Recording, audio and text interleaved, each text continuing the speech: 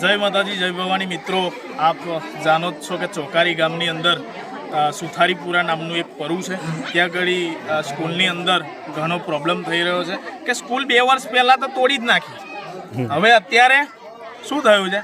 Standard પ્રક્રિયા થાય તે થાય અવરા બાણા અને અધિકારીઓને આ ખરેખર આ ગ્રામજનો જે મારા મિત્રો છે બધા એ બધાને ઉલ્લુ બનાવે છે કે ભાઈ સ્ટેન્ડર્ડ પ્રક્રિયા ચાલુ છે, સ્ટેન્ડર્ડ પ્રક્રિયા થઈ જશે, તમારી વહેલી તકે સ્કૂલ બની જશે. પણ ક્યારે બનશે ભાઈ?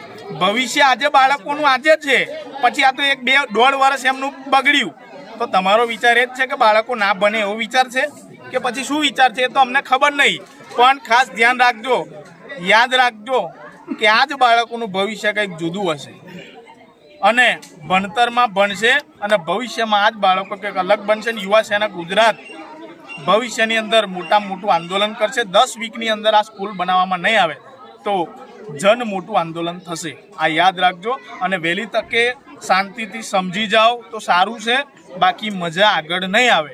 એટલે તમે વહેલી તકે આ સ્કૂલનું જે પણ કામ હોય એ વહેલી તકે થઈ જાય એ જ અમારી અપીલ છે. જય માતાજી.